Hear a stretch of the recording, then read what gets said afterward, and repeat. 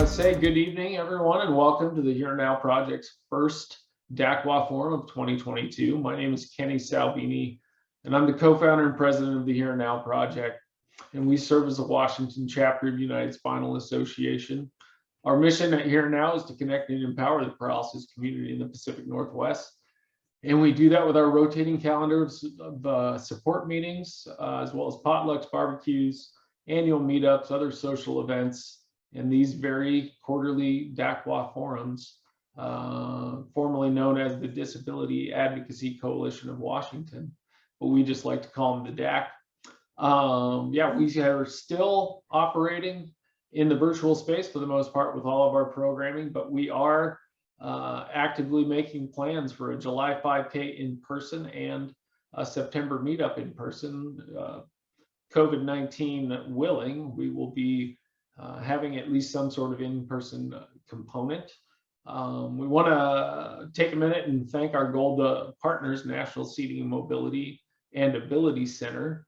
Without their tremendous support, these forums would not be possible. And just a quick bit of housekeeping real quick before I turn it over to our MC, Elaine Stefanowicz. We are asking everyone to stay muted and leave their videos off for the duration of the presentations. If you have any questions, please feel free to just put them in the chat. We'll do our best to address them throughout the evening. And tonight's forum is going to be recorded, and they are all up on our YouTube channel, all from 2020 and 2021. You can find them on our website and our YouTube channel, and this one should be up within the week.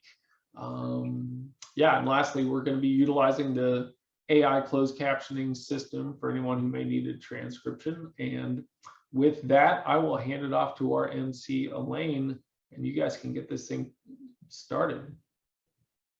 Well, good evening, everyone. I'm Elaine, and welcome and we appreciate you coming tonight.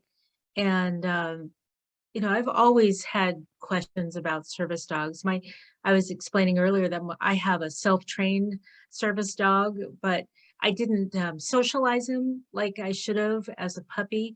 And so he's just my service dog at home because he's really shy, and people just seem to want to pet him all the time, and he doesn't like that. But I thought that was weird. I thought all dogs like, to be pet by strangers, and we're happy to, but they can have different personalities just like people do, from what I understand. So maybe Sue and Preston, you can share a little bit more about that, how not all dogs are the same, and sometimes it takes different kinds of training, or just any kind of information you can give us would be great. And we're so happy to have you here tonight. And Sue Meinzinger, where did you say your new facility is going to be? We're on Whidbey Island, just north of Oak Harbor. Oh, that's so exciting. So it's great. And well, I will go ahead and turn it over to you. And Rob, if we could spotlight her, that would be wonderful. And Preston, feel free to jump in anytime. Thank you. Thank you. Well, I am very excited to be here tonight, presenting, but also just to be able to learn from all of you a little bit more about, your questions about service dogs and your experiences with service dogs and so on. So just very excited to be here. Thank you. And I want to extend a big thank you to Kenny and the Here and Now Project and DAC for inviting us to this forum. This is just a great opportunity to provide some information about service dogs, and hopefully, if you're considering partnership with a service dog, I hope you're here, and I hope you get some good information. I also want to thank Preston, one of our board members, for making this introduction. We are really looking to just do more outreach about service dogs in general, but also about our program. So what a great opportunity. So thank you, Preston. So I have a little bit of a PowerPoint presentation that I'll kind of talk through. So just bear with me as I get to screen sharing here. Just, I gotta get to the next slide here. Okay, so Well, first of all, I'm the founder and executive director of Summit Assistance Dogs. And so I'm just going to talk a little bit about, service dogs and founding the organization and why we're here. And so I wanted to start with a few statistics, and I hope that this will help people understand the why behind starting Summit. So 8.4 million people in the US are living with a physical disability, and that's according to the CDC figures in 2020. And from the Assistance Dogs International statistics or website, I've derived that only 28,000 people have a service dog from an accredited program. And so this includes dogs for all types of disabilities, not just physical disabilities, but therapy dogs, guide dogs, hearing dogs, and so on.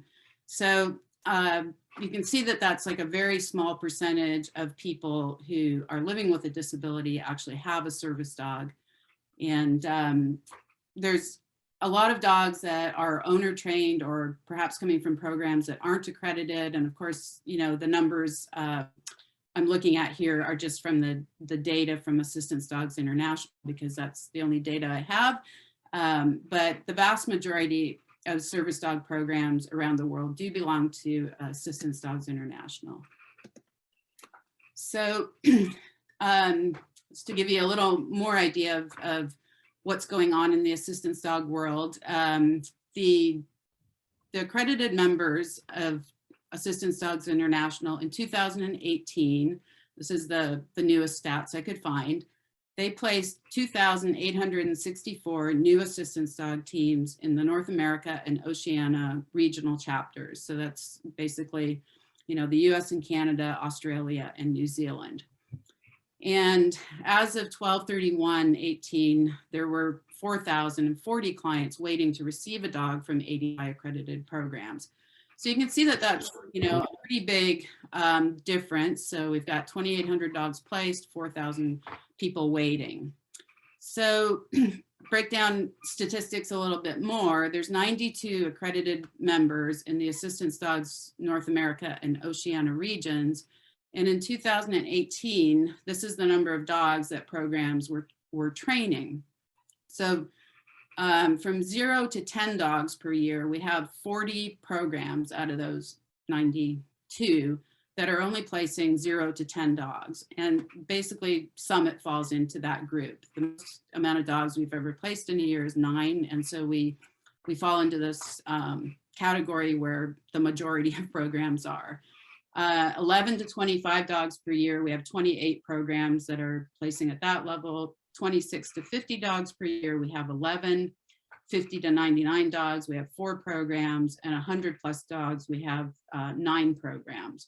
So what's really important to note about this is that these statistics are for, oops, sorry, trying to move something around. These statistics are for all types of assistance dogs, and the programs that are training 100 plus dogs per year are primarily long established like guide dog programs, as well as there's one large service dog program, Canine Companions for Independence, that places quite a few dogs for physical disabilities. So what this leads to is people are waiting a long time to receive a mobility dog, and they tend to wait a long time because not very many of these dogs are being produced. They take longer to train than a lot of other types of service dogs. And so the wait time for a guide dog tends to be much shorter because we have a lot of these large programs that are placing guide dogs, but not as many programs that are placing mobility assistance dogs. So this is kind of where I came into the assistance dog field, was back in 2000. And I knew about these statistics. I knew there was a big gap there for the number of people that were wanting to receive service dogs compared to those that were able to actually get them. So I started Summit Assistance Dogs, and so we've been around for about 22 years. And we are, I think that was already mentioned, that we're located on Whidbey Island, just north of Oak Harbor. And so the dogs that we primarily specialize in right now are mobility assistance dogs. And so the majority of our clients have either sustained a spinal cord injury or they're living with neuromuscular conditions like multiple sclerosis, muscular dystrophy, cerebral palsy, and a few others. So we're one of just 2 programs nationally, to my knowledge, that specialize in placing only mobility service dogs. Most programs of our type place a greater variety of dogs, so they'll include therapy dogs, PTSD dogs, medical alert dogs, hearing dogs, and a few more types of placements. So the thing that makes us unique at Summit is that our breeding program, our training program, and all of our staff education program are focused on helping us to become the best we can be at providing mobility assistance dogs. And we also provide dogs for children, which is something that not all programs do. And we are accepting applications. So I want to talk a little bit about this. Many programs around the country have closed their application process or their waiting list because they either have too many clients that are on the waiting list and are waiting a long time, and they don't feel it's right to keep people waiting for years and years. Some programs are affected by COVID and are having to decrease the number of dogs they're placing. And we're kind of in a unique position in that while we do actually have a number of quite a few clients on our waiting list, we've received a lot of applications from people who are actually ambulatory and they're looking for a dog that will help them balance and that they can use a harness and actually ambulate with the dog and have the dog perform some tasks, but most of it is balance work. And while we occasionally we do get those dogs, and so we have accepted applications for them, those dogs are pretty far and few between compared to the dogs that we're raising and training that are more suited for use by somebody that's using a wheelchair and has a more, I guess, traditional need to for use of the tasks that we're training, which typically is retrieving items, turning on and off light switches, opening and closing doors, and carrying items, getting help in the home, and so on. So we actually right now are welcoming new applications, and yeah, so just wanted to put that out there. So our future goals for our program are really, we have big goals to expand the number of dogs that we're placing. I hope to get out of that 0 to 10 group and into the 11 to 20 group. And eventually, ideally we'd be placing about 20 to 25 dogs per year. But one of the things that has really held us back from doing so is we have not had a training facility, a kenneling facility to keep dogs. And so we are in the midst of a pretty large project right now. And this is a conceptual plan for the Whidbey Island training campus that we're working on. Don't know if you can see my pointer, but this building here, which actually doesn't look like that building anymore. This is kind of an old conceptual layout, but this is the first of 3 planned buildings. And so this is our kennel housing, our dog housing building, where most of the dog care will take place and where the dogs will reside. And then we have a training center planned here and an admin area for our office and administration of the organization. And then eventually we have a client lodge planned for people coming to receive a service dog, which just makes it easier on people when they can actually live on site for their 2 weeks of training, which we'll talk about a little bit later. So I don't feel all that, qualified to talk about the benefits of a service dog. And I think we've got people coming on later, the clients themselves, that will talk a lot more to this. But just in brief, I can share some of the things that people have shared with me. And the obvious one is there's a lot of physical benefits to a mobility assistance dog. They can retrieve dropped items. They can, get things from around the house. We have dogs that are trained to open up a refrigerator and grab a beer and take it to their client and so on. So obviously some valuable skills that they learn, taking off clothes and so on. That's what most people are familiar with. What people sometimes don't hear about, but something that we hear a lot from family members and caregivers is that they're having an assistance dog can be really beneficial to family members and caregivers, in that we just hear from, particularly spouses, that they feel so much more at ease leaving the house and having their spouse be home alone when there's this support dog there that's able to, open a door in an emergency, able to get a telephone in an emergency, and can just perform all these different tasks that are valuable. So there's a lot of just, I guess you would say, emotional support for some of the family members and caregivers in that respect. And then there's, social benefits that come with having a service dog. And I think you'll hear from a couple of our clients a lot more about that.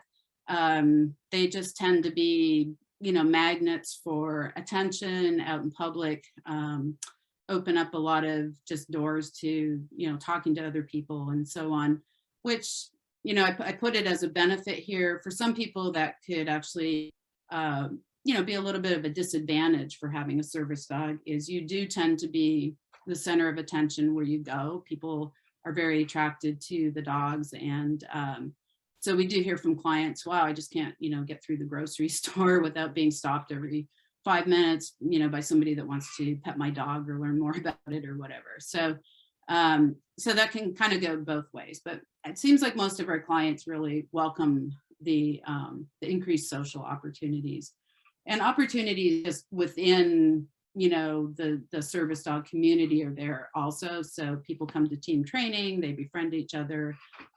We've had people really make, long-term friends out of receiving their dogs at about the same time or coming to team training together. And then we have the emotional benefits. Hear from a lot of people that, their depression has lessened, the need for medications for pain have lessened, and just an overall sense of well-being that people describe that, that leads me to believe that there's a lot of extra benefits to having a service dog besides just the physical ones. So I have a blank slate here, but I want to show a short video that I think really conveys what having a service dog means to our clients. And though this video is a few years old, I think it's still very relevant today. And many of you may recognize the starring team in this video. And I hope, Eric, I'm not stealing the video that you might have wanted to play, but here goes. My name is Eric Rea, and I design video games at a company called Big Fish in Seattle. I was going to school in Montana when I had my accident. I was snowboarding in the backcountry, and unfortunately there wasn't enough snow cover, and I ended up tumbling down a boulder field and I broke my neck. I'm a C5, C6 quadriplegic, and I've been that way for about 17 years now. My life in between the accident and the time that Titus came in was really a period where I had to reinvent myself. It was a hard time. I suffered from depression and just a lot of, I think, questions that I'm sure most people in my position have about their life and all the changes that they've gone through. So what I was really hoping for in a service dog was, I really wanted, that companionship that you get from a dog, a friend, but also I had heard that service dogs offer something extra, and that's they help enable you with greater independence. And I wanted that. I wanted to strike out on my own, and I thought that maybe if I got a service dog that it could help me reach that independence that I was striving for. Prior to getting Titus, I had to rely on other people for, if I would drop something, for instance, I'd have to ask somebody at work to pick it up, and that's okay. And the people I work with are great, and they're really understanding, but I don't necessarily want to always have to be asking people to do stuff for me, and I want to be able to do it on my own. And if that if I can have Titus do it for me, that's even better. Titus does a lot of things for me on a daily basis. The most common would probably be retrieval type tasks, which is great because he does it quite naturally and quite eagerly. But he also does other things. He can open doors, and really doors of all kinds. He's a great icebreaker. I've met a lot of people because of him. When I start a conversation with a total stranger, it's not really about my disability, which is the thing that makes us different. It's about Titus, which is something that we can have in common, and that's really a beautiful thing.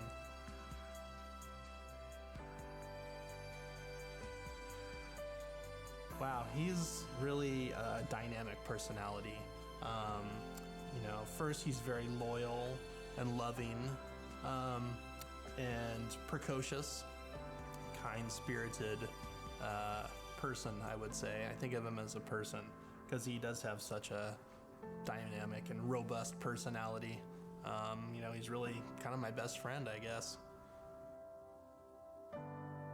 Titus has helped me do some things that I don't think I maybe would have without him. He really gets me out of the house, whether I want to or not, because I feel like I kind of owe it to him a little bit.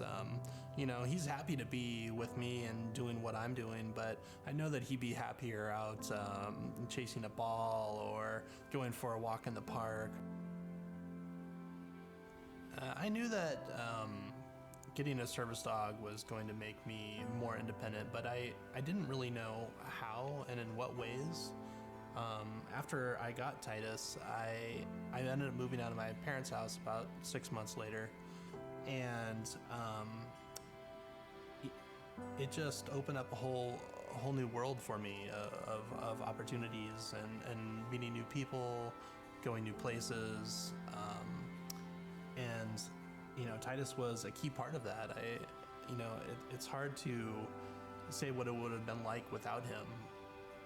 I may still have done some of those things, but they certainly wouldn't have been the same. And having had him by my side, I feel like we have had so many great shared experiences that I will treasure forever. It's hard to put into words all the things he's done for me.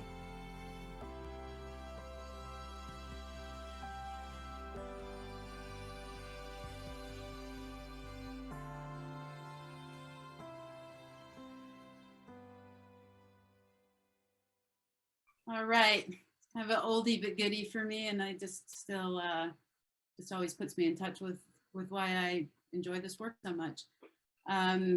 Okay, so I'll just kind of move along here because I want to leave plenty of time for the clients to talk. But one thing I'd like to talk about is a service dog right for me? So owning and caring for a service dog is definitely a big commitment. And I think people really, need to understand that before they look into that as an option. So one of the things we really look for as an organization is, do you have the reliable resources available to provide for the care of an assistance dog? So of course there's, the general feeding and flea treatment and so on.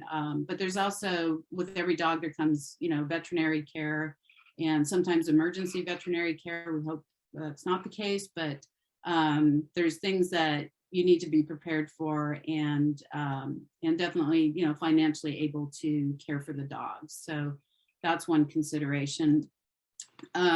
We also really like to look at, would you enjoy feeding, walking, training, petting, interacting with dogs every day of your life, even if they weren't able to serve you? So the partnerships that work are really people who enjoy dogs to start with. So, service dog isn't like a mechanical device that you can put in the closet and take out when you need it. They're really there 24 hours a day and they need you. And so it's a commitment, and, we just want to make sure people really enjoy being with dogs. And then, do you relish the idea of becoming a really excellent dog handler? Because again, service dogs are not, something that you push a button and say, hey, retrieve this for me. It takes a lot of, hard work and upkeep on training and so on to keep your dog's skills good. So this takes continual training. It's not like you just receive a dog and, off we go and this dog will just do everything I want. There's a real partnership that needs to happen there. Oops. To the next one. Okay. Will you be able to maintain your dog's public access certification and other requirements annually? So every year our dogs need to be recertified for public access. So there's a test they go through just to make sure that they are still at the level of training and behaviorally they're optimal to have out in public, because we definitely want to make sure that service dogs are always behaving at their best out there, and they need to be this basically non-obtrusive helpmate. And so that's really important to keep up that training. And then lastly, are you looking for a supportive organization to closely partner with you for the working life of the assistance dog? So, at Summit, and I think this is true of the vast majority of programs, we're looking to have a relationship with our clients pretty much for the life of that dog. And so there's, continued follow-up visits required, but we're also there, definitely to support our clients. So if you have, any kind of training issue or a behavior issue crops up or whatever, we are there definitely to support our teams for the life of that dog. And we're there for that dog no matter what. We've had clients that have passed away and we have taken that dog back and found it a great home. And sometimes that's with a staff member, but we're definitely committed to our dogs for life. So it's an important thing just to realize that that's the type of relationship you're getting into. And we really, want clients to be communicative and appreciate that kind of ongoing relationship.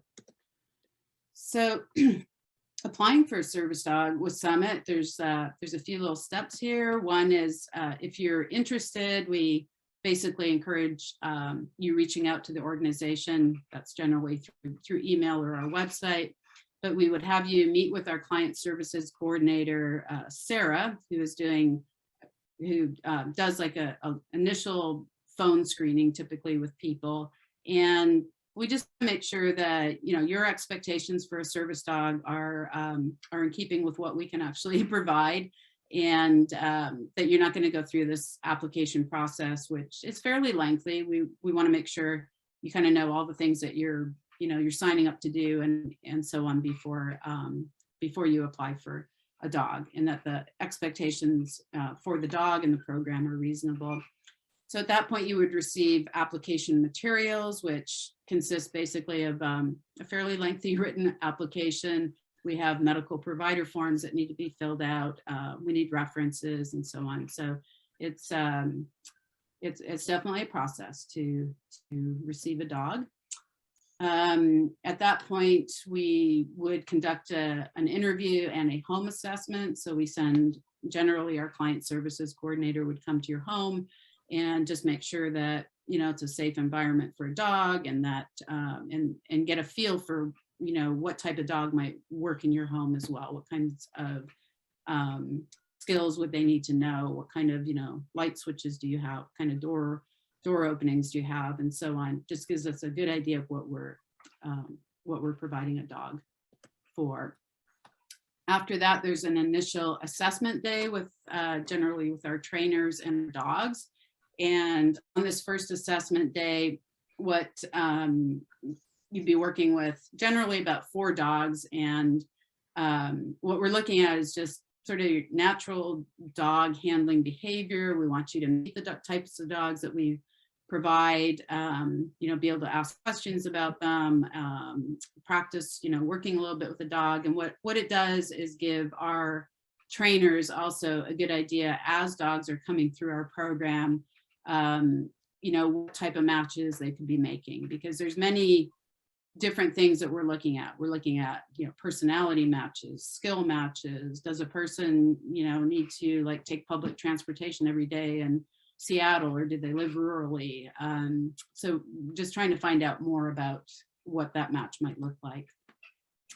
After that, basically, our clients go on, I guess what we call a waiting list. And as dogs are coming through our program and the trainers are working with them, when the dog gets to a certain point and we believe that the dog is going to go on to graduate as an assistance dog, then we will start looking at the clients that we have waiting for a dog, and we will set up what we call these matching assessment days. And so people are called and, okay, we think we have, a potential match. It doesn't always mean it is a match, but it's an opportunity for the client to meet the dog and for us to see what that match looks like and assess further. So we have a very robust matching process. I will say, we like to spend a lot of time really learning about the people that we're serving and really knowing about our dogs. And I think we have a really great, success rate of matches sticking. So, so that's something that, is important for us as an organization. We don't want to place a dog and then, have it come back a few months later because the match just wasn't right. So we put a lot of time up front. And then the person comes to team training, which is about a 2-week process where you're working with trainers and the dog to really learn a lot about dog behavior, dog training, handling of an assistance dog, public access, work, and so on. And so that's a time where clients typically come to some sort of community building at this point that we're renting, and generally work with some other clients and go through this process of team training to learn how to use a service dog. During COVID, we've changed that a little bit, and we're doing more individual trainings. Okay, and then I guess, the other thing that I mentioned already is there's support for life when you have a service dog. I think this is not just Summit specific, but this is really, just something that all programs do, is we want to support clients for the life of the dog. Okay, so this is just a photo of some of our recent graduates. There's Brian and Chris and team training, one of our trainers, Melissa. And then I want to introduce also, I'm not sure Chris actually made it on. We'll have to see here. So Chris is one of our clients that's had 2 dogs and been with us for close to 20 years, I think. So he would bring this perspective of, really being partnered with a dog for a long time. And then we have Brian, who's a brand new client, just received a dog last year, and just hoping that Brian could give the perspective of, being fresh with a service dog. And I know there's other people joining the forum that have service dogs. And so I'm out here and I'm just gonna listen. And if there's questions, I'll be, happy to answer, but thank you. Appreciate it. Well, thank you. That was wonderful information.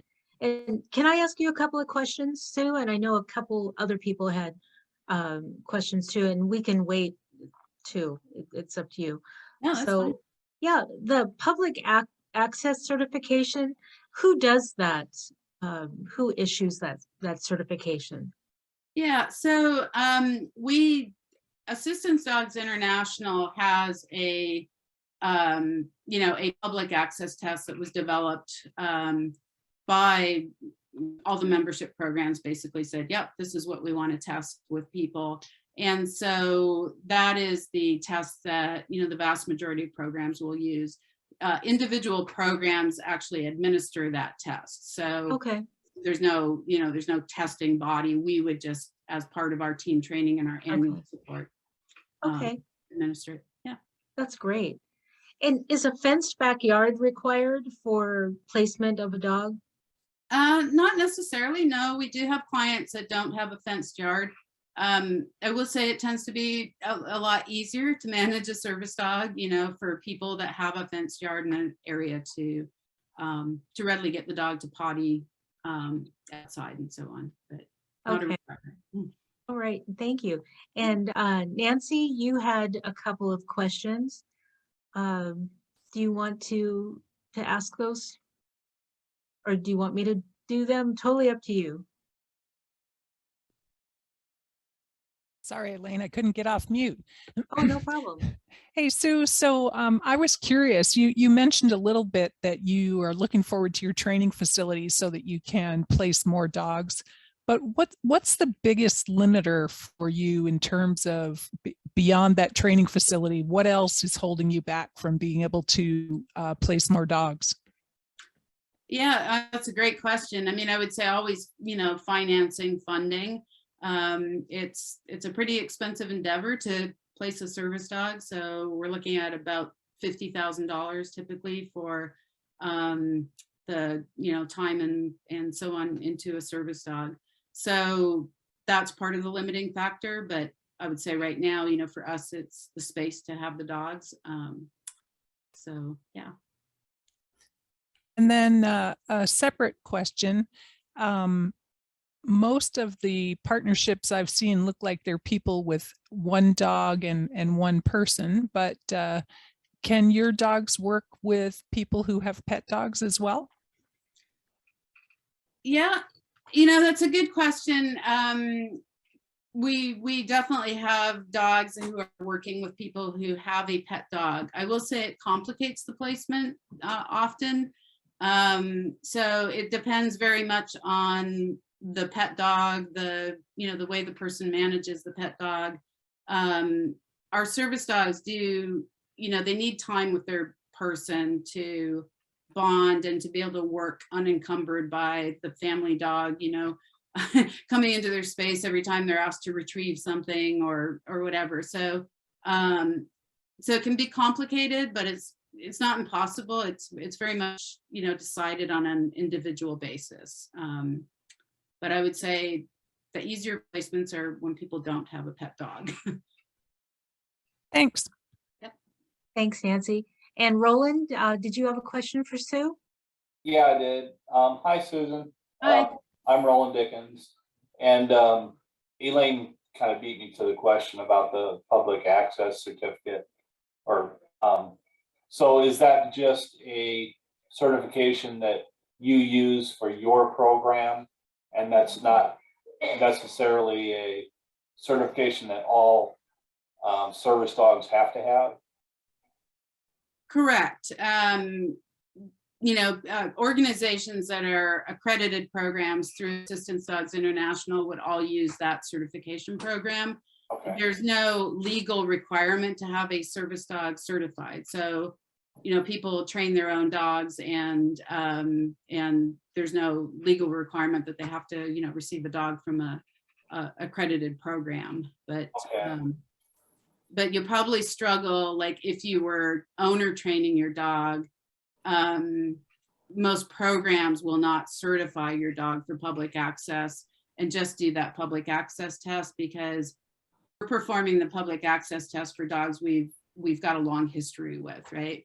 Like we know their likelihood to bite somebody, whereas if we see just an owner trained dog and we only see them for a period of 1 hour to do the public access test, we would be taking a lot of liability on. But I think there are places like the Assistance Dog Club of Puget Sound that they have like public access testing regularly for people who are owner training. So, Okay. yeah. And then second question I had, and I don't know if you covered it because my power went off for about 10 minutes, so I missed part of the first part of the presentation. Did you cover cost of what a service dog costs for your program? Not specifically. I mean, to our clients, the only fee that we have as a program is $100 application fee. Otherwise, the dogs are provided free of charge to our clients. But we do, want our clients to be able to manage the care of the service dog once it's placed. Oh, yeah. So there is cost involved with, feeding and care. We don't provide that. We don't provide vet care after the dog is placed.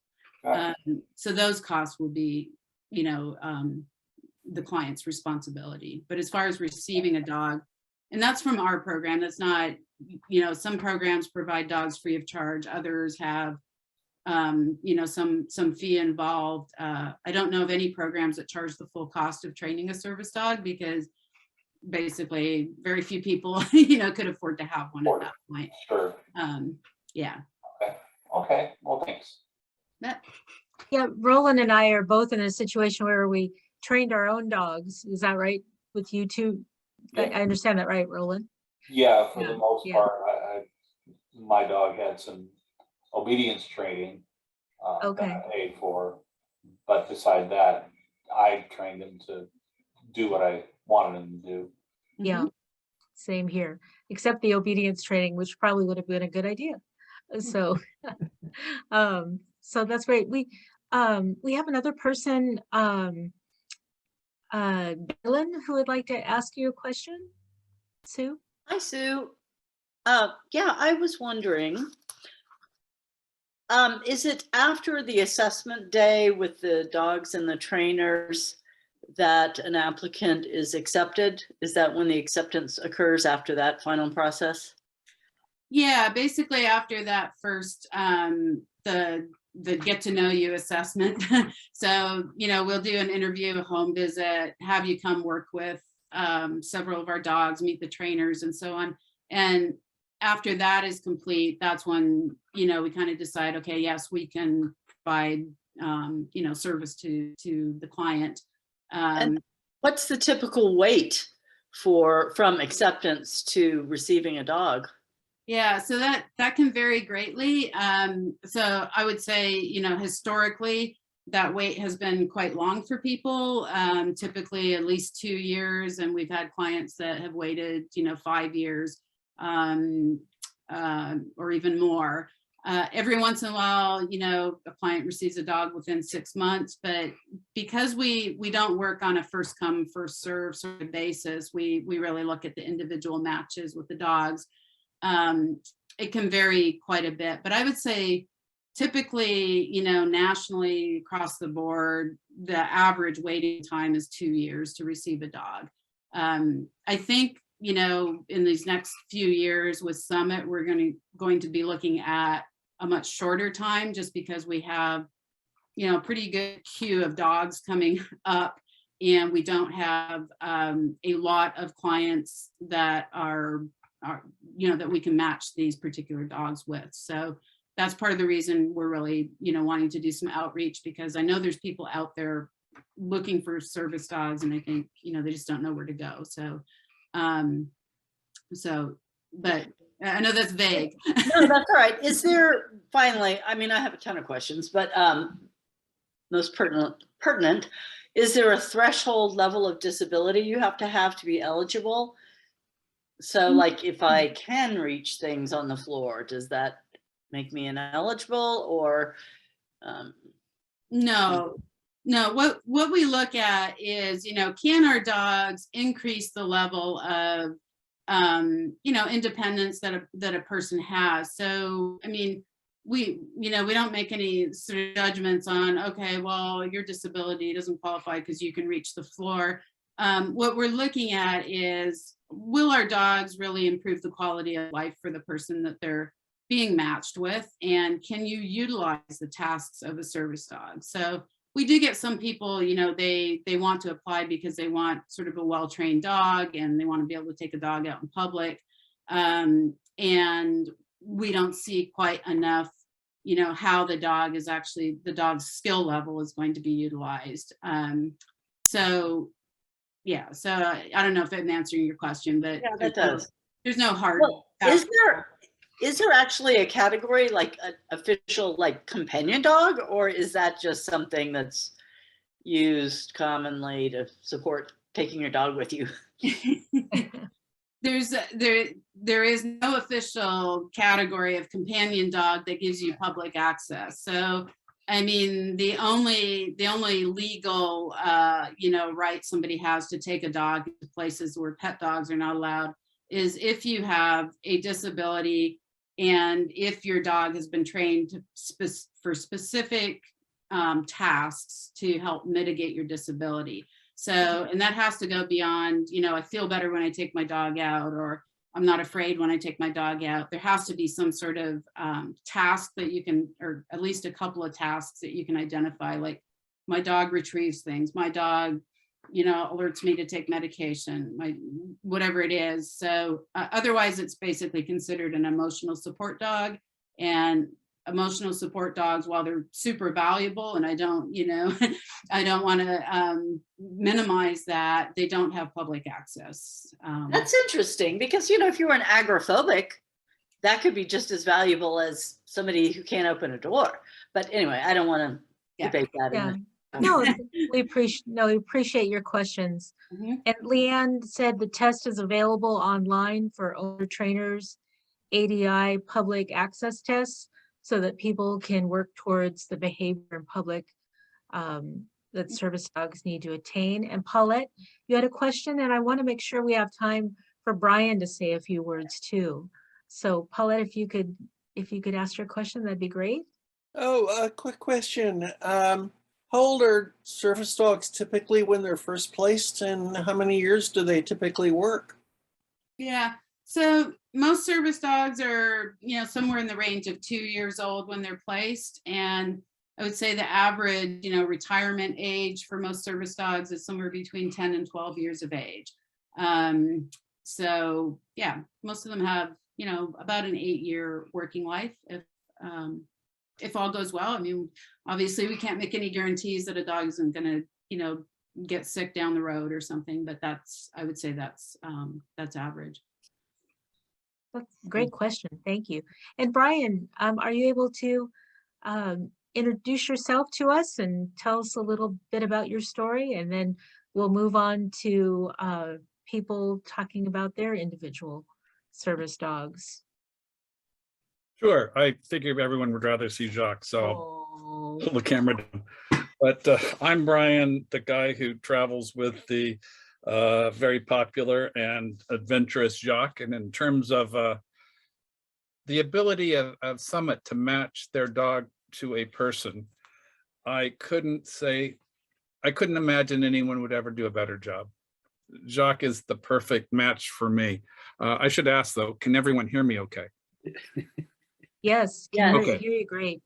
And Jacques been with me since July, so we're still kind of new to the game. I have not had a service dog before, but I have really enjoyed having him around. I play sled hockey, disabled hockey, and he's become a member of the team. We've even gone to tournament where the referee has come over to talk to the coach, meaning Jacques, because he attracts a lot of attention. And even the TV announcer talked about him for a couple of minutes one time. The actual Kraken fans know him as Crack Dog, or at least some of them do, because he gets a lot of postings on the Kraken fan pages. And he's been on the Jumbotron when we were there to do a demo one time. But I also volunteer with seniors, so he's got regular friends that he sees every week. But what else can I say? Up front, I wanted him to open doors. My biggest frustration going out in my power wheelchair was that the chair was always in the way when I was trying to open a door. Jacques solves that problem one way or the other, either by pushing the button, or I can attach a rope to the handle and he can pull the door open. But one way or the other, he helps me through the door. But when I was at the initial training, Melissa, one of the trainers, mentioned that there was tasks that I would learn to enjoy even more. And I completely agree with that, one of which is picking things up off the ground. But we were trained in Edmonds, and I like to go to Starbucks in the morning, and I found that the Starbucks there is in an old building with at the time they had a pillar, so I couldn't get my wheelchair up to the counter. Well, that first week we trained Jacques to hand the cashier my Starbucks card, and she would take it and run it through the machine and then hand it to Jacques, and he'd hand it back to me. So all things are possible.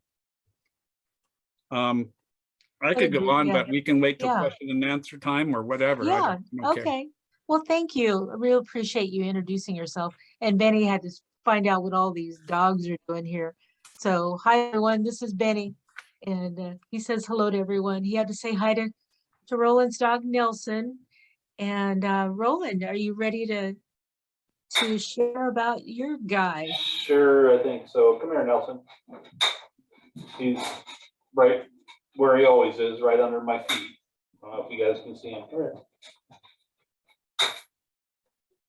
here. This is Nelson. I got him when he was a pup, and he was a handful. Definitely, if you've got your own dog and you want to train him, it's a huge commitment. It's not easy.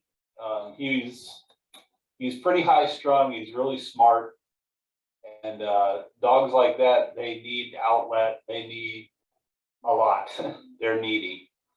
And before he turned 2 years old, I just about had to find him a home several times because he was just out of his mind and liked to chew, and he always wanted to be doing something, whether it was good or bad.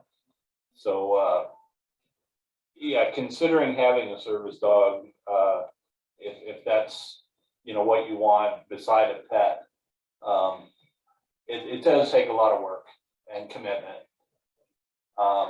Nelson's going to be 9 years old this year, and he's like an appendage. They all are. They're part of your family. They grow on you. They're everywhere you are. He goes everywhere with me. It's interesting because it was mentioned, I think, by Susan that when you go out, everybody wants to pet the dog. Everybody expects you to bring your dog if you go somewhere often, and I do that all the time. And I go out and play pool, and I go to different restaurants and bars, and I always bring Nelson. And I stopped bringing him because he was such a distraction. And the first thing people say to me is, "Well, where's Nelson?" I come in the room, they don't say, "Hi, Roland," they say, "Where's Nelson?" So you become chopped liver a bit. So one of the things I wanted to say about service dogs, just to give anybody a heads up, there's the ADA outlines what a service dog is and what people can ask, and companies, restaurants, airlines, anything, questions they can ask, they can't ask. I encourage everybody I'll share the website if people want to, from the ADA, but it's pretty concise and to the point, and outlines what a service dog is. And I learned a little bit that the only other animal that they consider a service dog are miniature horses. Never knew that. But and then the other thing, to avoid conflicts, I've been places where people want to know, well, is your dog certified? And well, that's not one of the things that they can ask. And so some of the things that I have that help, of course, is a harness that I put on him. It says service dog, and on the other side it just says, ask to pet me. And giving them a tag that says service animal, it helps divert some of those people that really want to see some kind of official documents or anything like that. So there's just some of the things that kind of avoid conflicts and that I've come across. The other thing is, He is a dog still, so you still need to license your dog. I've been caught because he didn't have a license, and well, he's a service dog, so he's a dog, he needs a dog license. And I didn't know that. So it's an important thing to know. And they have to be up on their vaccines, just like any animal. They can require you to show proof of rabies vaccines or, you know, anything else if there's other animals around. So, but that's with any pet or responsible pet owner should have all their vaccines. If I have another minute, do I have another minute, Elaine? Yes, you do. And we have a question for you too after you're done. Okay, I was just gonna show off or have Nelson show off. I'm not showing off, but just show you what, I mean, my keys, drop them all the time. Bring it. Bring it up. Good boy. So, yeah. Sometimes I don't even have to say anything. He'll hear it hit the floor and he'll get it. One of his more impressive tricks is I've got a hardwood floor, and this is a $1 coin. Bring it here. Bring it up. Bring it up. Come on, bring it up. Bring it here. Come on. Got red light hypnosis. Bring it up. Oh, There we go. Good boy. That's a good boy. So I thought that was always pretty impressive. I mean, it's hard to get a coin off the floor. absolutely. So there's no limit on what these guys can do. And if you've got the patience and time to train a dog, it's worth it. So Sue says, nice job, Roland and Nelson. And most of them, you know, other things you can do, like can he open doors? I have only trained him to retrieve. Okay, that is okay. Yeah. No problem. He doesn't open the fridge and get you a beer? What's with that? I don't know. I don't know why I didn't train him to do that. That's pretty important. Yeah, really. Yeah, that's I have great. a question. Oh, go ahead. It's Balin. Sorry, I'm on mute or whatever video. Go ahead, So, Balin. you got a puppy. I'm curious. I've had 2 puppies in my life. Well, actually 3, but in my adult life. And how would you get them like to come to you? Like when you take them out to potty, how do you get them to come to you before they have a recall? I mean, that's what I can't figure out. Like I can have a puppy in a lot of other ways, but it's like, how do you get them in if they don't have a recall? Well, it does. I hate to say it, but it does kind of depend on the breed. Labs, poodles, you know, they just pattern with you. And once you take them in as a pup, you hold them and you bond with them, they just kind of automatically follow you. Yeah, well, okay, thanks. I mean, in my experience. Thank you. But yeah, having a fenced yard and stuff like that helps. Yeah, absolutely. I agree with that too. So thank you so much, Roland. And if you could stick around at the end when we have Q&A for Sure. everyone, that would be great. Yep. And now we're going to hear, if he's ready, with Chris Rea or I'm sorry, Eric Rea. I'm reading the participants list here. Eric Rea and Titus, are you able to come on screen? Hey, can you hear me? Yes, I sure can. All Sorry, I right, accidentally called you Chris. that's okay.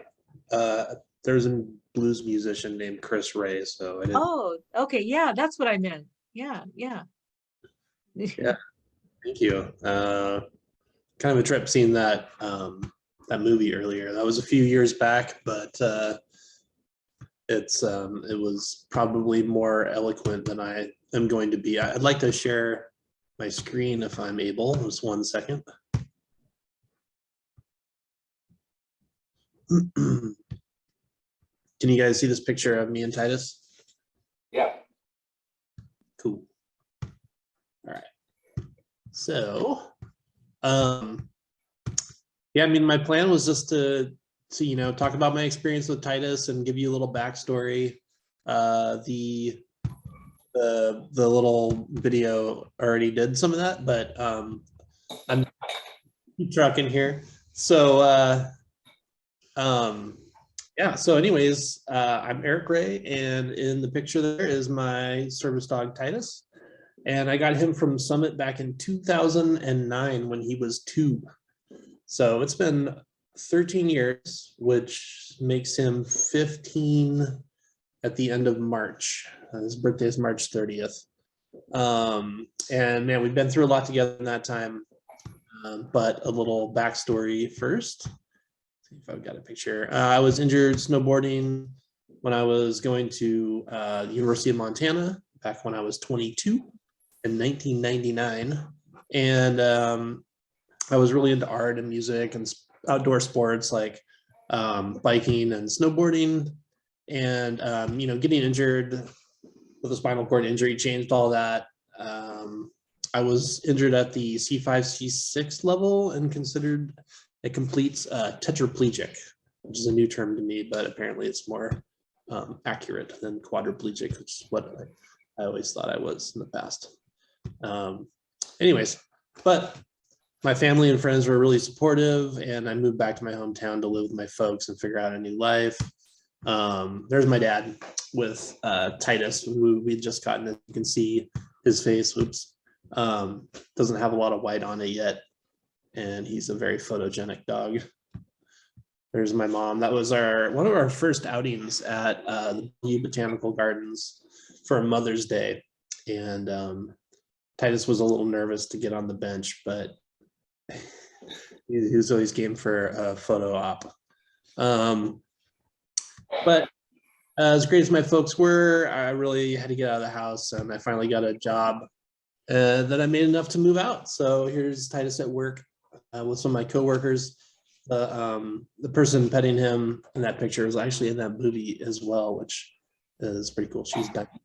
And so, we moved out, got a job, met a girl, started dating, took Titus really everywhere with me. And we did everything together. I don't know why he's got the demon eyes in this picture, but it's pretty funny.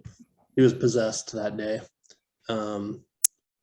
And I think one of the cool things that I didn't really know would come out of that was how, it wasn't just that he was going everywhere with me, but that he got me out to places that I wouldn't necessarily go on my own. So here's a picture of us at the park I'm towing my RC car, and have Titus in tow there as well. This is at Lake Ballinger in Edmonds, if anyone's interested. It's a really cool park. It's really big. They've basically taken this old golf course and turned it into a park. And so it's quite nice. Here he is at work again. I love this picture of him. So when I would get to work, they had like free fruit for us, and I would always have Titus carry my banana back to my desk, and of course, he was real popular. People love to see that kind of stuff. Here we are at that apartment that I moved into back in 2010 or whenever it was. Man, a lot less gray hairs on both of us. And I think it's been alluded to in some of the other discussions so far, but you don't really know what the financial situation is going to be with a dog. It is another member of the family that you have to provide for, and things are already a little bit tight back then. And I remember getting those first vet bills thinking, damn, can I do this? But we tightened our belts and we made it work. And here's Titus after his first surgery, still really stoned off of whatever they gave him. It was shortly after this, and actually, I think it was because of the surgery, we came to find out that he had some cancer. He had little tumors. The first one we found was in between his front teeth, and we had to have a couple teeth removed. And so, after that, we got him on chemo, but fortunately, it was a really low grade chemo, and he was, he really honestly didn't seem affected by it. He had really, I at least had very negative connotations with the word chemo, and thinking about infusions and how his life was going to change. But we got about as lucky as you could get. But it was still really eye opening, and he's been on that for 6 years now, and still kicking. So there he is, laying on my bed. Sometimes when I wake up in the middle of the night, he'll come in and lay on the bed with me. Not so much these days. His back legs are getting pretty weak, but he still has a very strong spirit, as you can see here. It's like he's got a little sun inside of him or something. And this is another picture from work. Somebody's cosplay Thor helmet and a wooden mace that's maybe picked up from Bali. And he had other phases as well. So this was, I think, during the first Trump election. We modeled his hairdo after that. By the way, this is all brushed off of him in one sitting. If you get a golden retriever as a service dog, they are incredible, fun dogs to have, but they do shed quite a bit. We could probably get that much off of them every day. More work pictures, hamming it up. One of my friends from work took this. There's us in front of the Big Fish building. You can see the Big Fish logo in the background.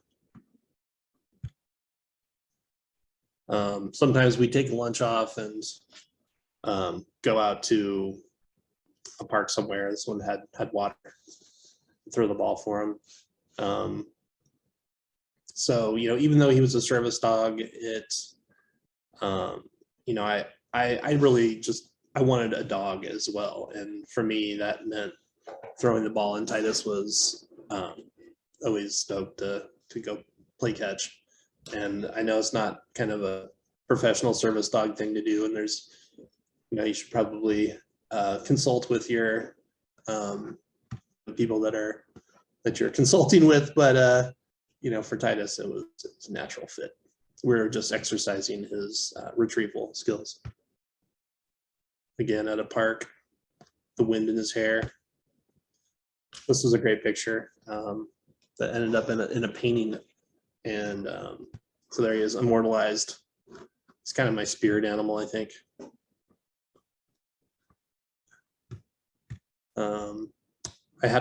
He and I had a joint birthday party a few years ago, and had all my friends bring their dogs, and so this is Titus just dogging out with his buddies.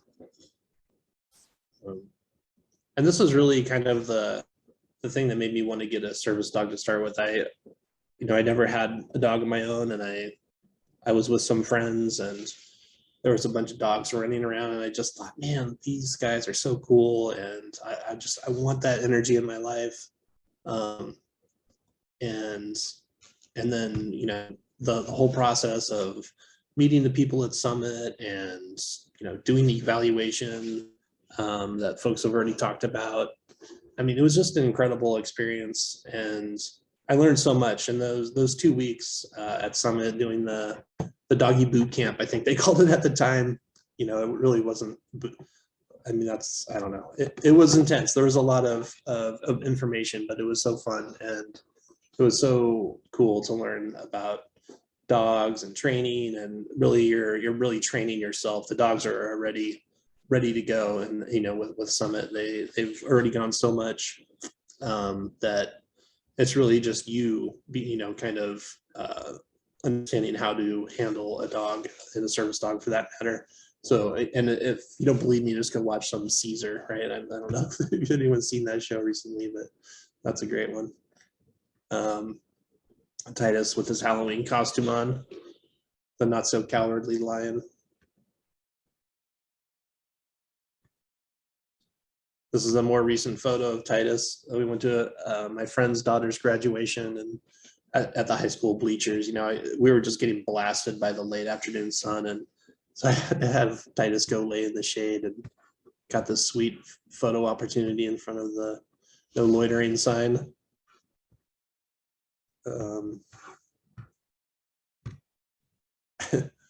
Made some creepy Christmas cards with my folks. This was last year, I guess. They're cats, and Titus there in the middle with his head superimposed on my body. And this was his birthday last year.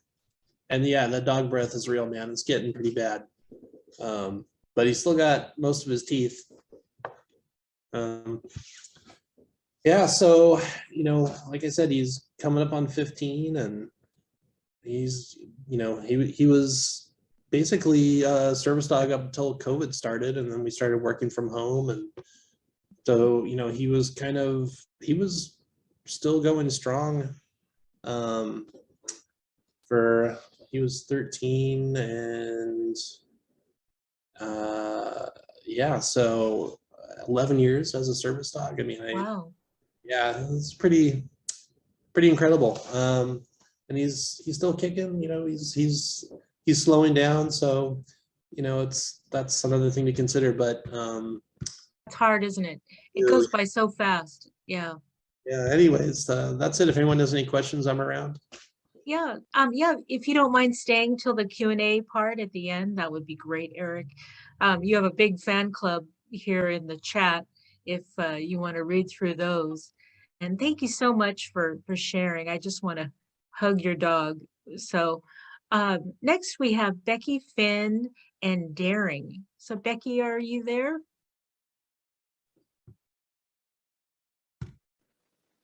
Yep, I'm here. Excuse me. Hello. Hello. Daring has, oh, he just popped his head up. Hey, Daring. Do you want to make a camera appearance? No, of course not. Anyway, I'm Becky. First of all, I've only been in the Seattle area about 8 years. I came from Chicago, which is a much flatter land. So there was really no need for me to look for a service dog at that point. I was, still newly injured, newly meaning like within the first 10 years of my injury. So, complications really hadn't started to set in yet as far as, compression fractures and things like that. So yeah, my need to look for a service dog or thought of having a service dog really hadn't played into any part until I came up here and realized I had moved to like the hilliest place on earth. And then I very seriously started thinking about it. And I ended up applying to Canine Companions for Independence. And back in the end of 2016, I ended up getting Daring then by July, at end of July, beginning of August, 2019. So about 2 years and 8 months was our wait time, or my wait time. And when I got Daring, he was just over 2 years old. So what Sue, the numbers Sue gave are quite accurate. And then if I can, I just have a few numbers about CCI, that made me choose to apply there, because I really didn't, like I said, I hadn't heard of many of the service dog organizations, in this area or even nationally, because I hadn't been looking. And my husband actually was the one that had said, hey, I've heard about CCI. Why don't you apply there? So I did. I like I said, I applied there, and I also applied to one other organization. I can't even remember what the organization was at this moment, but ended up going with Canine Companions because I thought that I had a better chance at getting through the process, which, like Sue said, is quite lengthy, and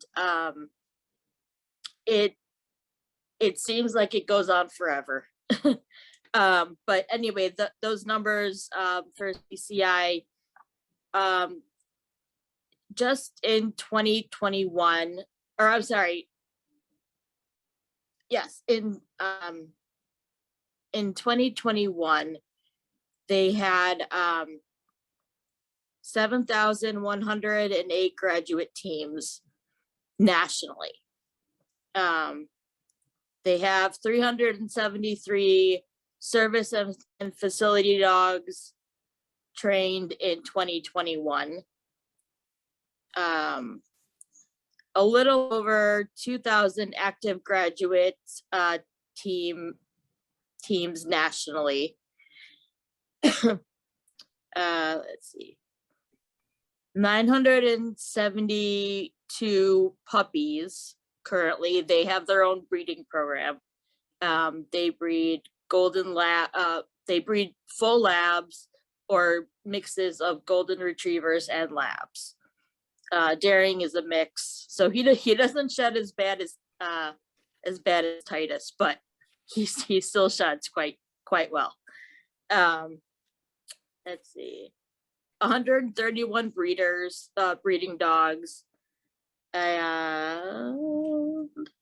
They were one of the they were the first member of Assistance Dogs International to be fully accredited. So I guess that's something. They started business in 1974. So they've been putting out working dogs, service dogs, for what is that, over 40 years. So they have a pretty good reputation. And that number of 373 was the what was it? Oh, the service dog and facility dog teams. So like you said, they're in that category of over 100 teams placed per year. So yeah, I'm so glad that I decided to apply for a service dog. I'm extremely grateful that I went with Canine Companions. They have been extremely behind me whenever I have questions, whenever, something isn't going quite right with Daring, or he's acting weird, and I'm questioning if I should bring him out or put him on the plane. They will call me back. So I couldn't have asked to have been placed with a better dog from a better organization than Canine Companions. Not to step on Sue's presentation, but if I had known about your organization, I probably would have gone a little more locally. They do have 6 training team facilities nationally. So the one, their main campus, which is where I did my team trip, my 2 weeks of team training with daring, was down in Santa Rosa, California, which that was my first time to California. So hey, he got me out and doing things even before we were a team. But yeah, no, he if I can just make a few comments about some of the things that Roland had mentioned about well, the one thing that stuck out to me was when he was talking about, you know, the vest and all that. And I'm all for self-training of service dogs if they're trained well, because I have run across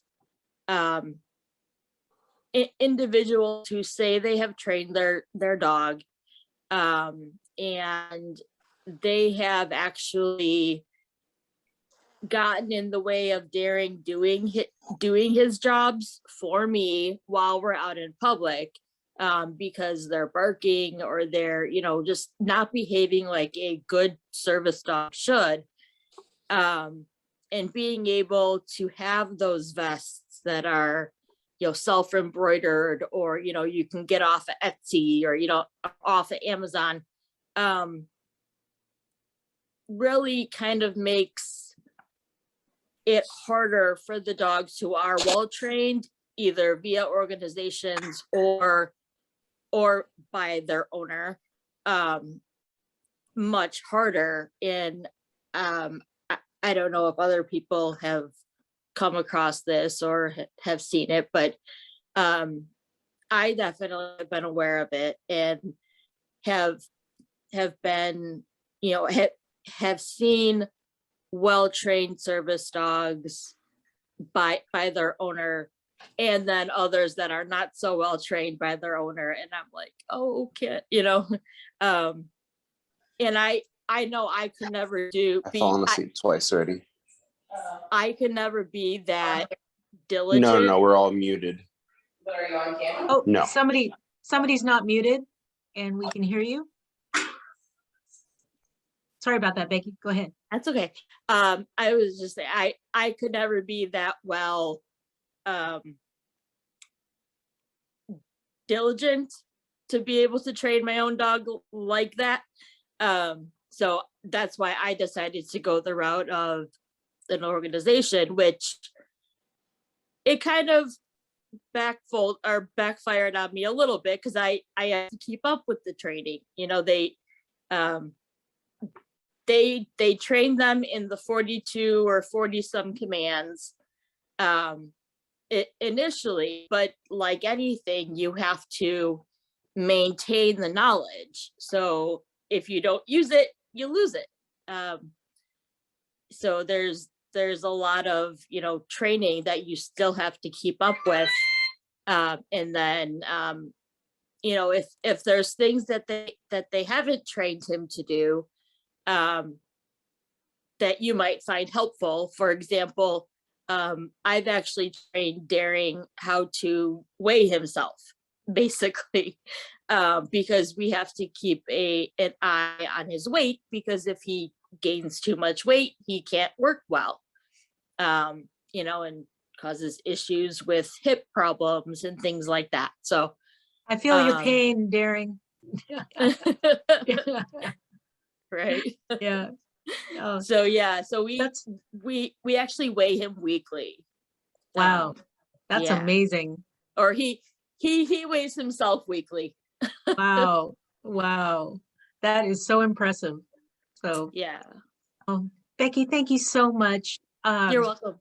Yeah, we really appreciate hearing, and if you could stay and just, you know, and answer some questions, that would be wonderful. Oh, sure. Yeah, and Roland just provided a link for the ADA about service animals, and I read somewhere that they're never supposed to be in a shopping cart, you know, so I see a lot of people with dogs in a shopping cart, so Yeah. that's a hint. And Sue said, no stepping on toes, CCI is great. We're all part of a larger team that wants to make more dogs available. And Yeah. Leanne said it's okay to apply for more than one program. In fact, more programs encourage this. It heightens your chance of finding a wonderful match. So Yeah. that's great. And Kenny has a question. What is travel like with a service dog? Oh, yeah. So I actually used to travel a whole lot before COVID, you know, back and forth to Chicago and New York and everywhere else. And the airlines have now stepped up their shoot, what's the word? Their Their policies. their policies on service dog and what they deem it as a service dog. So you actually have to provide like documentation of the service dog, where you got him trained, you know, things of that nature that can verify that he is eligible to fly in the cabin with you. Yeah, and they sleep at your feet, is that correct, on the plane? Oh yes, yeah. He sits under the seat in front of me Oh. the whole Oh, time. that's great. Yeah, I know. yeah. Thank you, that's very helpful. I know my dog, with him being, you know, self-trained and not trained by a professional program, I just don't take him out any place because he would not do well, you know, in the public, and I know that. So yeah, there's just, because there is a lot of abuse on, you know, of Yeah. people pretending to have a service dog. I have a friend, she's since passed away, Jacques Drogi, and her service dog was viciously attacked by someone pretending they had a service dog who was an untrained pet, and then the service dog had PTSD and couldn't perform anymore after that. So yeah, it was really a shame.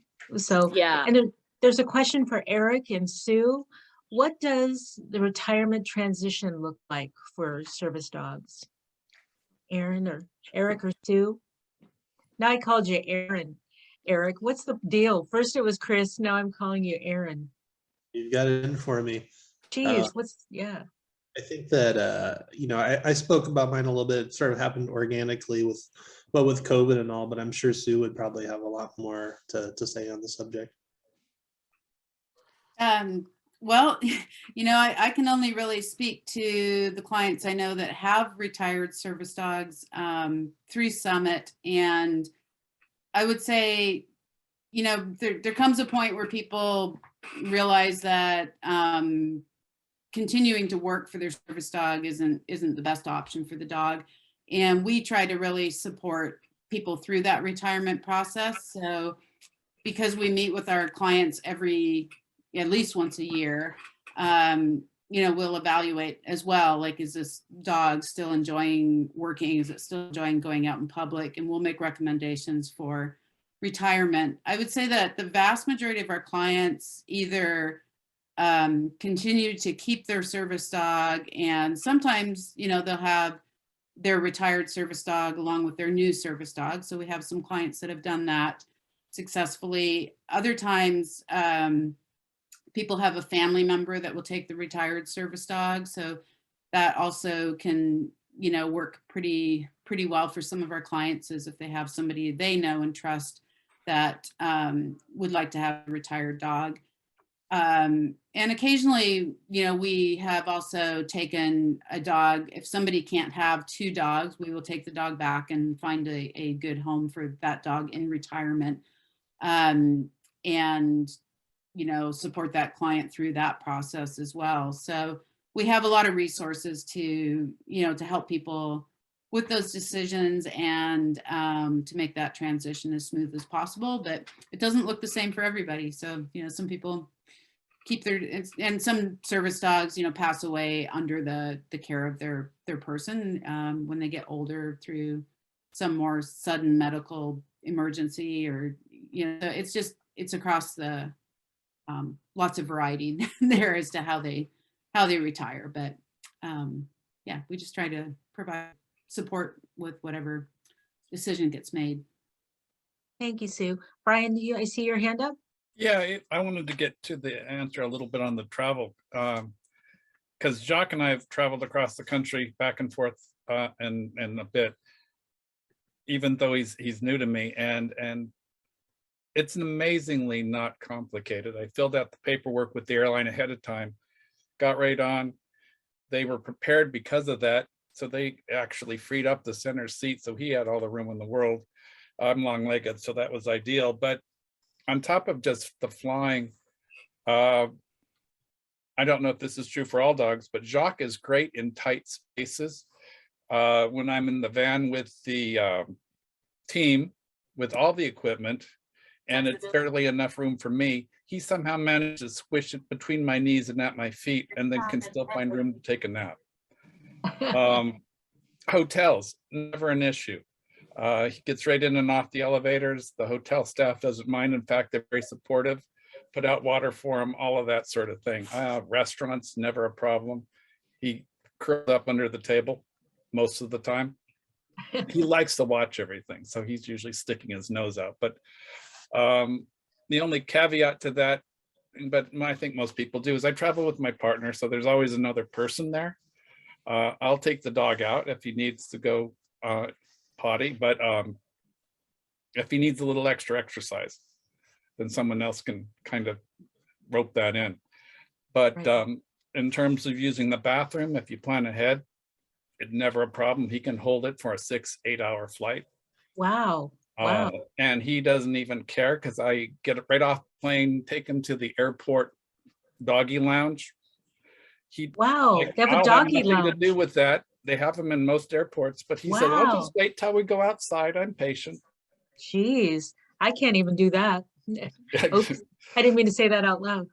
Yeah, It that's is a great. little extra luggage, not a lot. Yeah, bring enough food and treats and you know, the basics, but I'm just bringing him a blanket. I don't bring him a doggy bed or anything. Oh, wow, that's great. Thank you so much for sharing that. And Roland, you had your hand up? Yeah, I was just getting to Kenny's question as far as traveling with Nelson. Kenny's seen Nelson, everybody's seen Nelson mostly, and he's a pretty large dog. So I won't travel with him on a plane, just because he does take up so much room, and you're not always guaranteed that bulkhead seat to where he can curl up in front of you. Somebody that's considering getting a service dog and does want to travel a lot may consider getting a medium-sized dog. Obviously, they can be trained just to do everything a bigger dog can. Brian, I know how, you know, they can curl up pretty small. Even, you know, big old Nelson, if I take him out to the restaurant, he curls up pretty small up under the table. But they do take up a little bit of more room. So yeah, that's just my take on traveling with a big dog anyway. I was on mute. Thanks, Ro, for bringing that up. So, yeah, I've always wondered if their ears really bother them, you know, being on a plane, you know, with the cabin pressure, you know, and all that kind of thing. So, I know my ears bother me, so I didn't know how a dog would do. And, yeah, Brian, and then, Becky was gonna, show us a quick video. So go ahead, Brian. Oh, just quickly on the dog ear thing. I was told that the dogs don't have that same ear problem. It's not affecting them whatsoever. Oh, that's good to know. Okay, That's all. that makes me feel better. And Rob, are you able to let Becky share a video, a 2-minute video? I've actually got it, so I can pull it up. I've got Wonderful. it for Becky. So Okay, thanks, Kenny. hopefully this works. There. Oh, Good boy, Daring. Off. Good boy. Daring. Under.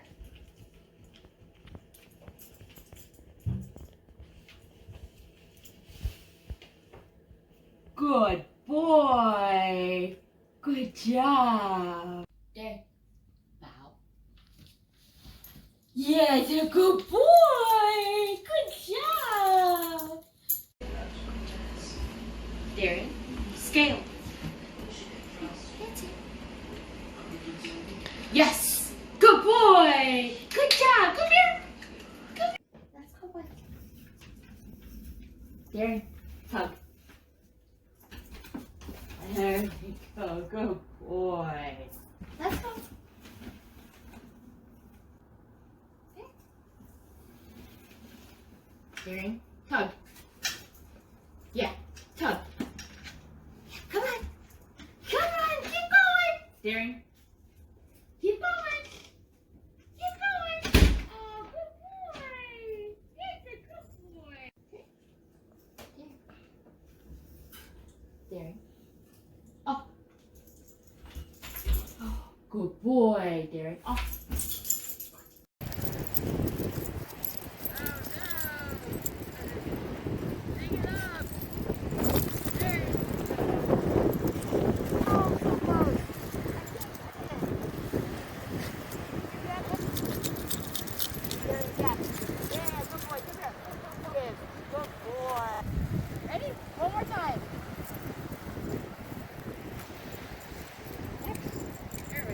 Good catch.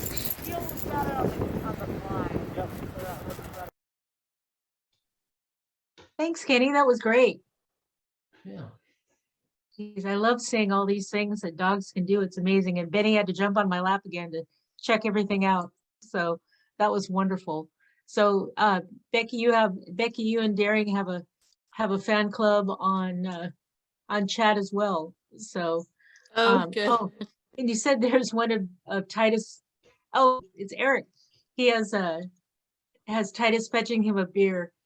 Kenny, I think we have to see this. Do you see that in the chat? Oh yeah, I can make that happen. Okay. Thanks, Eric. This is the best.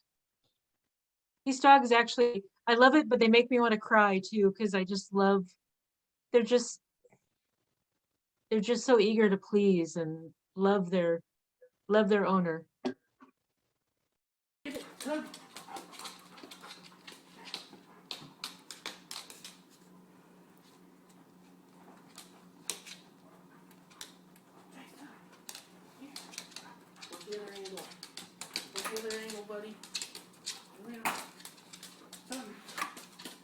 You're in the shot. That's it, Tug.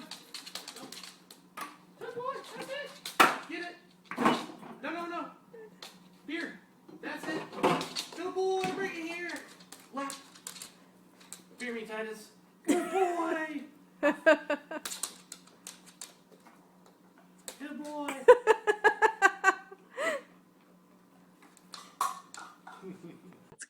Oh, that's priceless. I shared earlier that Benny, the funniest thing he ever brought me was a condom from my son's room, which, yeah, gee, I don't know who was more embarrassed, and he was so proud of himself. So, yeah, so I probably shouldn't have questioned that or said that out loud.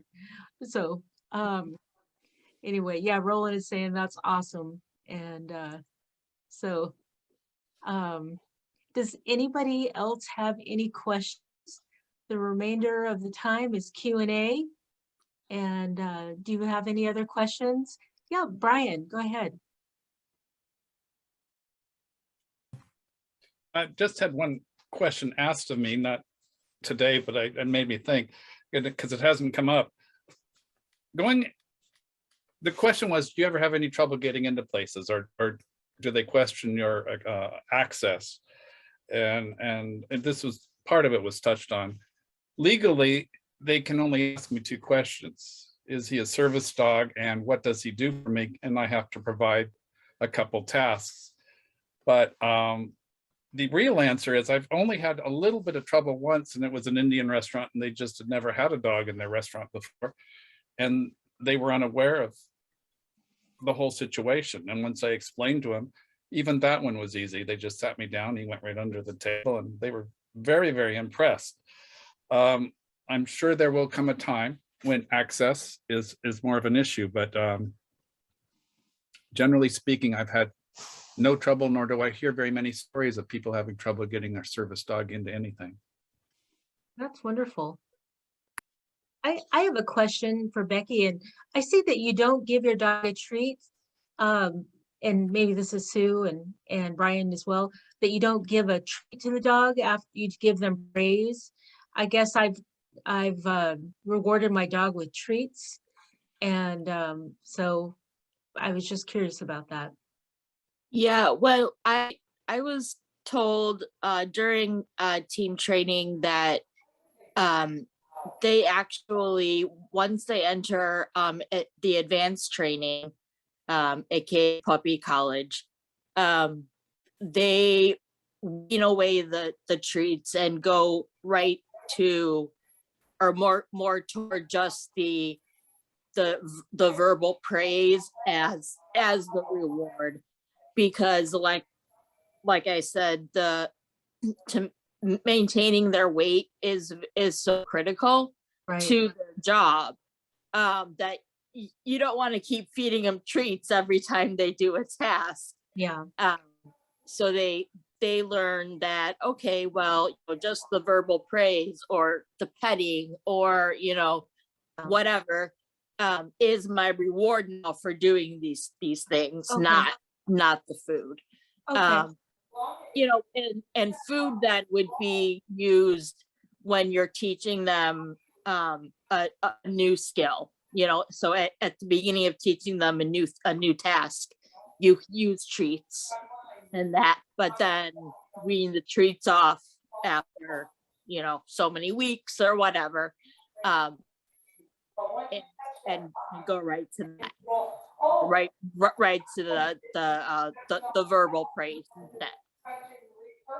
Thank you. I appreciate that. Yeah. And Melissa has a question. How do they each prepare for people wanting to interact with their dog?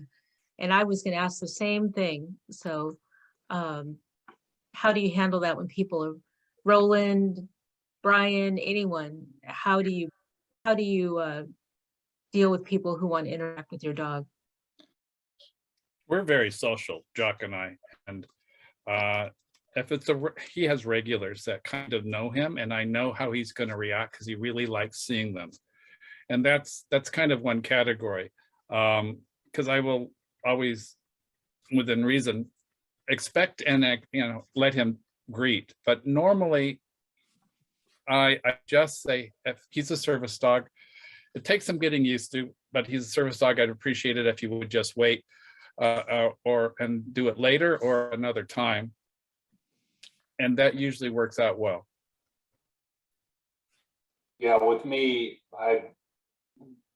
like Brian, a lot of people knew Nelson where I went. So, it's hi Nelson and pet him, and then we're done and on to the next. But that to me was acceptable because I'm with a group of friends. The Right. service dog coat, and it's pretty evident. It says, please ask to pet me. Most people will ask and not just, dive on him and start petting him right away or start asking me questions. But it's a little bit of both. The dog demands attention from people, whether he wants it or not. Right. And, Right. You can't really train people. That's true. Dogs are That's a lot true. easier. Yeah. This is true. Jacques and I were at the Fifth Avenue, and she's probably about an 8-year-old girl next to me, wanted to pet Jacques or say hi, and I had just gotten settled under the seat, and we sit in the front row. So I really didn't want him to get all riled up again. So I just told her, is it okay if we just wait till we're ready to go home, and then I will let you say hi? And it worked out really well. Good. That's wonderful. For me, Daring just loves people, like most golden labs, retrievers. and wants to meet everybody. So I usually have no say in the matter. And regardless of the fact that his vest does say, please ask the pet, there are those few individuals. I was actually at team training, and we ended up, my husband and I ended up having to stay at a hotel, and not on campus, because they only had 10 dorm rooms and there were 11 of us in my graduating class. Okay. So we were at the dorm, and we were taking out for the night, and this lady comes out who obviously had been drinking and starts petting my dog as he's trying to use the bathroom, and just talking and talking, and I'm standing there or sitting there in my chair, standing there. I'm there just looking at this lady, and she's saying to me, oh, I know I'm supposed to ask to pet your dog. I'm like, can you please ask to pet my dog? Yeah. Oh, I'm sorry. I'll make sure to do it again next time. And she starts petting him again. And I finally, I said to her again, I said, please stop petting my dog. Yeah. He's trying Yeah. to use the bathroom. Yeah. Back off, lady. Jeez. Yeah. But that's really been the only time that I can remember that has been an issue. Yeah. As far as people not giving him space or not adhering really to the please ask to pet. I've actually noticed that people here have been more respectful than when I lived in Chicago. Even though I didn't have a service dog, I would see other people with service dogs, and people in Chicago just seem to not pay attention to stuff like that. I don't know. It was very weird and very apparent to me that people in this part of the country seem to know more about service dogs. So I don't know. Or how to behave around them, if they didn't have a service dog, even just it was very weird. Yeah. Well, people, see I that, don't, but they have boundary problems, and so, terrible. so thank you for that. And Roland put in the chat a link for harnesses. So I just copied that myself, and I appreciate you putting that in, Roland and I have known each other since 7th grade, before we were even in wheelchairs. So we kind of go way, we have our own shorthand. We're that kind of a friend, to each other. So anyway, so I have a question. Yes, please go ahead, Bailey. And this would be probably for Sue, if she's still there. I am. Okay. What is the smallest breed you train, or is it based on breed, or? Yeah, so currently we're using really, I'd say the vast majority of our dogs are Labrador retrievers, and they range between 50 pounds to 90 pounds. So there's a big range there. We used to train hearing dogs and therapy dogs and a greater variety of dogs, and at that time we used a lot of small dogs as well. So, but we find for mobility assistance dogs, we're really gravitating actually to larger dogs, that our clients prefer, taller, beefier dogs, especially if they're using like a big power wheelchair and are unable to, maybe bend over to interact with the dog. So our breeding program will be taking, the direction of probably trying to produce a bit larger a dog. So, yeah. And where do you get the dogs? So currently we're part of an international breeding cooperative, and which about 36 different programs belong to from, well, it started in the US, but it's actually gone international now, where we're trading breeding stock with Europe and Australia as well.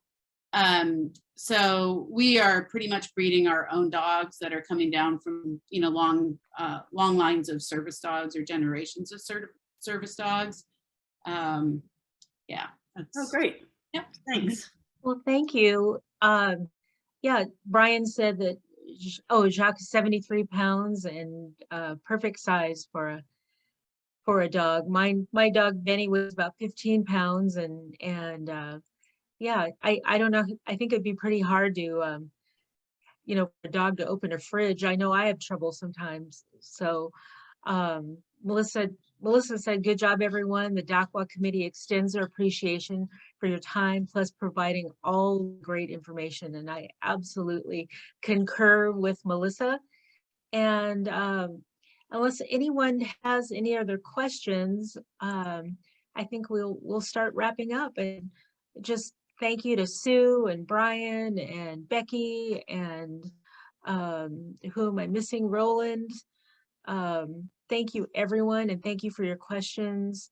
And Eric, I want a copy of that beer video. That was priceless. So thank you, everyone. And Kenny, do you have any final words? Yeah, I just want to extend my appreciation as well to Preston and Sue from Summit and all of our presenters and the dog owners themselves. Yeah, we will be updating all of our calendars here shortly. We're looking at, I think, May 4th is going to be our next official DAC-WA forum on seating and positioning.